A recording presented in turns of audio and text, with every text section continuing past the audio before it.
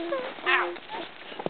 The air bites shrewdly. It is very cold. It is a nipping and an eager air. What hour now? I think it lacks of 12. No, it is struck.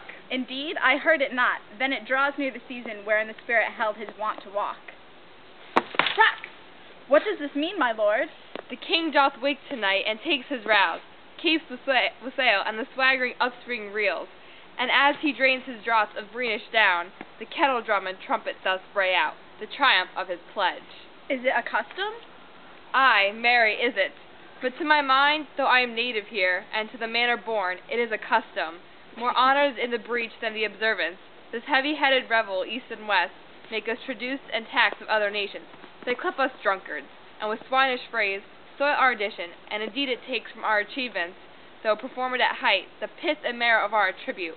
So oft it chances in particular men, that for some vicious mole of nature in them, as in their birth, wherein they are not guilty, carrying, I say, the stamp of one defect, being nature's livery or fortune's star, their virtues else, be they as pure as grace, as infinite as man may undergo, shall in the general censure take corruption from that particular fault, the dram of eel, doth all the noble substance of a doubt to his own scandal.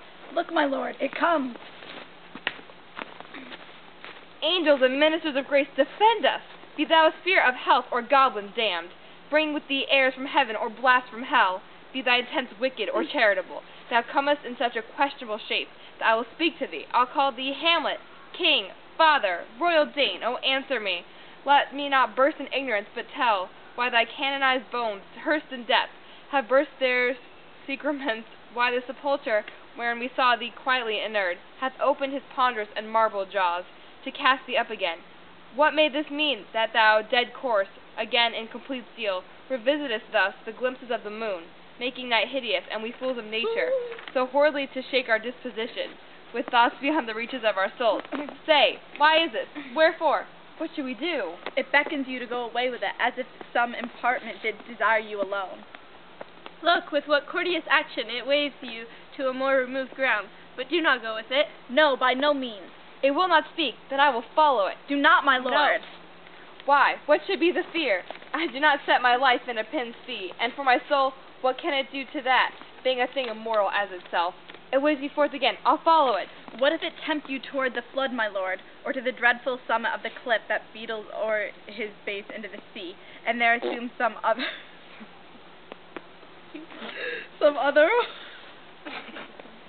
horrible form which might deprive your sovereignty of reason and draw you into madness? Think of it. The very place puts toys of desperation without more motive into every brain that looks so many fathoms to the sea and hears it roar beneath. It waves me still. Go on, I'll follow thee. You shall not go, my lord. Hold off your hands. Be ruled, you shall not go. My fate cries out, and makes each pretty artery in this body, and as hardy as the Neiman lion's nerve. Still am I called. Unhand me, gentlemen. By heaven, I'll make a ghost of him that left me. Stay away. Go on, I'll follow thee. He waxes desperate with imagination. Let's follow. 'Tis not fit thus to obey him. Have after. To what issue will this come? Something is rotten in the state of Denmark. Heaven will direct it. Nay, let's follow him.